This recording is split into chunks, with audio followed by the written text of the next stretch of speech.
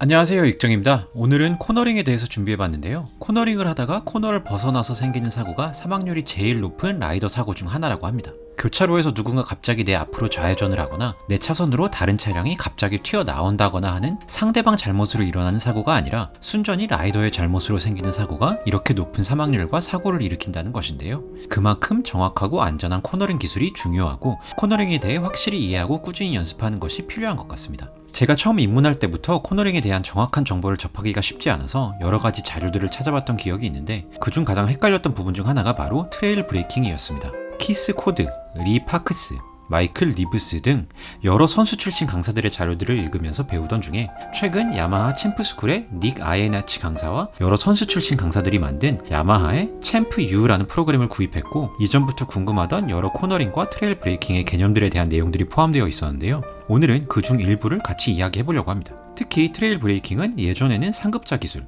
레이싱 트랙에서만 사용하는 방법이라고 알고 있던 기술이지만 야마하 챔프스쿨을 포함해서 갈수록 많은 전문가들은 안전을 위해 공도에서도 초급자부터 연습해야 되는 기술이라고 설명하고 있습니다. 제 개인적인 의견도 매번 코너링 할 때 사용하는 기술은 아니지만 습득해놓고 있다가 필요한 시기에 사용할 수 있도록 연습하는 게 필요한 스킬이라고 생각하고 있습니다.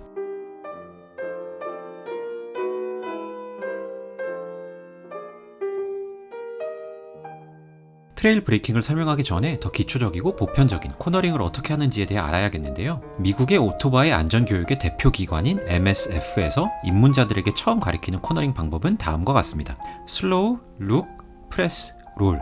이 네 가지 단계를 한국말로 번역해보면 감속, 시선, 밀기, 감아주기. 앞 글자를 따서 감시밀감이라고 정리해봤는데요. 감시밀감은 다음과 같습니다.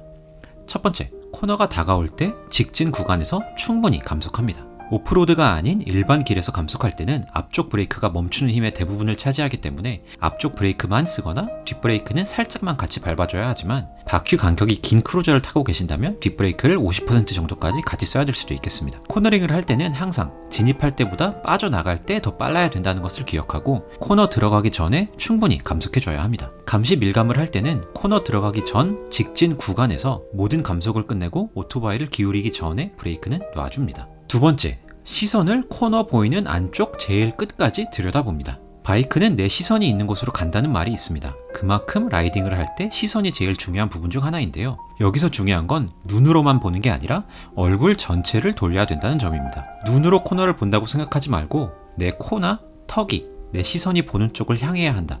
즉 코너링 할 때는 코너 안쪽을 향해서 코나 턱을 가리켜야 한다고 생각하시면 도움이 됩니다. 세 번째는 밀기, 카운터 스티어링을 사용해서 내가 가고자 하는 쪽 핸들바를 밀어줍니다. 카운터 스티어링이 왜 일어나는지는 조금 복잡하지만 결론적으로 외울 부분은 미는 쪽으로 바이크는 기울게 된다는 것입니다. 내가 가려는 쪽으로 부드럽지만 확실히 핸들을 밀어주면 그쪽으로 바이크가 기울면서 코너링이 시작됩니다. 마지막은 감, 스로틀을 천천히 부드럽게 감으면서 코너 전체 기간 동안 힘을 내주면서 가속하면서 코너를 빠져나갑니다. 이 네 가지 단계가 바로 감시 밀감입니다. 처음 코너링을 배울 때 쓰는 방법이기도 하지만 중저속의 일상적인 라이딩을 하거나 코너가 어떻게 생겼는지 확실히 볼 수 있을 때 기초적으로 많이 쓰이는 방법이기 때문에 감시 밀감은 기본적이고 효과적인 코너링 기법이라고 할 수 있겠습니다. 방금처럼 코너가 깊지 않고 코너 전체가 잘 보이는 상황에는 감시 밀감으로 충분합니다. 하지만 지금 화면에 보시는 코너는 코너 뒤쪽이 전혀 보이지 않는 블라인드 코너입니다. 이런 코너는 어느 정도로 코너가 타이트한지 알 수가 없고 도로 상태가 어떤지도 확인할 수가 없습니다. 이런 코너에서 감시 밀감을 사용한다면 코너에 들어갈 때 스로틀을 감으면서 돌게 될 텐데 코너를 도는 도중에 내가 생각했던 것보다 코너가 타이트하다면 어떻게 할까요? 바이크가 그리는 반지름은 속도와 비례하기 때문에 감시 밀감에서처럼 스로틀을 감으면서 가속해주면서 코너링을 하고 있다면 바이크의 궤도를 줄이는 것은 쉽지 않습니다. 속도를 줄이지 않고 턴을 더 타이트하게 하는 방법은 바이크 기울기 각도, 흔히 말하는 뱅킹각을 추가하는 것 뿐입니다. 일반적으로 내가 진입 속도를 잘못 계산해서 너무 빨리 들어왔다거나 생각했던 것보다 갑자기 코너가 타이트해지는 상황에서 궤도를 벗어나지 않고 바이크 코너링을 더 타이트하게 만들려면 코너 끝까지 계속 시선을 유지하고 카운터 스티어링을 위해 핸들바를 더 밀어주고 바이크를 더 기울이라고 조언을 합니다.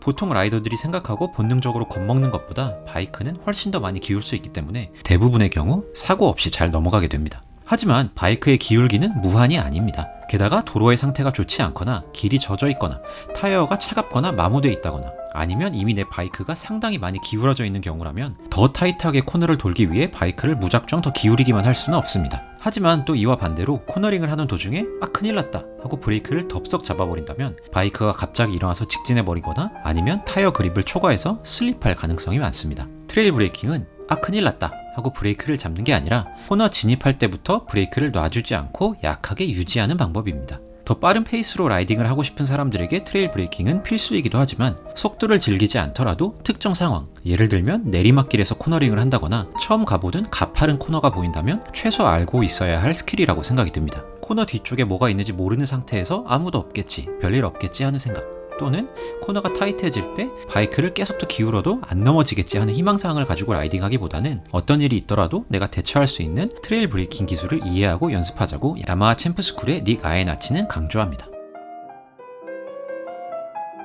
코너에 진입하기 전에 브레이킹을 할 때 바이크의 부하는 앞으로 쏠리게 되고 이 과정에서 두 가지 일이 생깁니다. 첫째는 앞쪽 서스펜션이 눌리면서 앞쪽 포크 길이가 짧아지고 바이크가 전반적으로 앞쪽으로 기울게 되며 기하학적으로 바이크가 방향 전환하기가 쉬운 구조로 바뀌게 됩니다. 두 번째는 부하가 앞으로 쏠리면서 앞쪽 타이어가 도로에 맞닿아 있는 접촉면이 더 커지게 되고 타이어의 그립력도 증가하게 됩니다. 그렇기 때문에 코너링을 할 때 앞쪽 타이어의 부하를 유지한 상태에서 코너링을 하는 게 유리합니다. 코너를 들어갈 때 브레이크를 유지하는 트레일 브레이킹이 코너링에 유리한 이유 중 하나라고 합니다. 그에 비해서 감시 밀감을 할 때에는 코너에서 바이크의 방향을 돌리기 전에 브레이크를 놔주게 되고 브레이크를 한 번에 확 놔버리면 압축돼 있던 앞쪽 서스펜션이 스프링처럼 위로 들리게 되고 바이크의 구조도 방향 전환하기 어렵게 바뀌면서 바이크는 직진, 앞으로 나가고 싶어 하게 됩니다. 코너링하기 어려워지게 바이크의 구조가 바뀌게 되는 거죠. 이에 더불어 앞쪽 타이어도 눌려있던 부하가 가벼워지면서 앞쪽 타이어의 그립력도 감소하게 됩니다.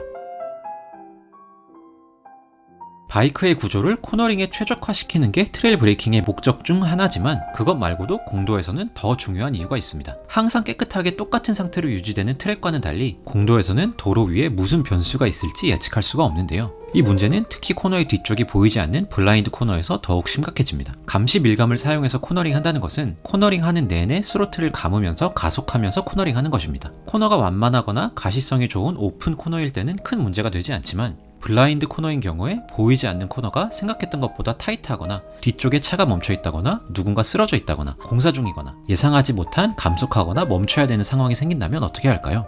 타이어에는 기울기와 멈추기에 쓸 수 있는 총 100점의 그립이 있습니다. 감시 밀감에서는 이미 스로틀을 감으면서 코너링을 하고 있기 때문에 바이크를 멈추려면 스로틀을 풀고 브레이크를 잡아야 되는데 바이크가 기울여져 있는 상태로 100점의 그립을 이미 많이 사용하고 있는 상태에서 서서히 타이어의 그립력을 잃지 않고 브레이크를 잡는 것은 어려울 뿐만 아니라 갑작스럽게 브레이크를 잡으면 타이어의 그립력을 초과해서 슬립할 확률이 매우 높아집니다. 이에 비해 트레일 브레이킹을 사용하고 있다면 이미 바이크의 앞쪽으로 부하가 걸려있고 코너링을 하면서 감속을 하고 있는 상태이기 때문에 언제든지 원할 때 부드럽게 브레이크의 힘을 늘리면서 바이크를 멈출 수 있습니다. 야마하 챔프스쿨은 트레일 브레이킹에 대해 이렇게 이야기합니다. 코너링 시작할 때 항상 브레이크 라이트를 켜고 들어가자. 바이크의 브레이크를 서서히 당기다 보면 초반에 클릭 소리가 들리는데요. 이 소리가 바이크 뒤쪽에 브레이크 등이 켜지는 시점입니다. 트레일 브레이킹은 감시 밀감처럼 코너 들어가기 전부터 충분히 감속을 하지만 브레이크를 완전히 떼버리지 않고 코너링 시작할 때까지도 뒤쪽 브레이크 등이 켜질 정도의 약한 브레이크는 유지하는 것입니다. 이 정도의 브레이크를 유지하는 것만으로도 바이크는 코너링하기 유리한 구조를 유지하는 것뿐만 아니라 아주 조금이라도 감속하면서 코너의 정점으로 다가가기 때문에 필요한 경우 감속하기도 훨씬 쉽습니다. 브레이크 등이 켜질 정도의 브레이크를 유지하다가 코너의 출구가 보이고 바이크를 세울 수 있으며 안전하게 가속해도 되는 시점이라는 것을 확인했을 때 브레이크를 서서히 풀고 스로틀을 감아주면 됩니다. 트레일 오프, 트레일 어웨이 등등 트레일이라는 단어가 서서히 사라지다라는 뜻을 가지는데요. 트레일 브레이킹이라는 것은 브레이크를 유지하고 코너링 들어가면서 서서히 브레이크를 풀어준다는 개념으로 이해하시면 될 것 같습니다.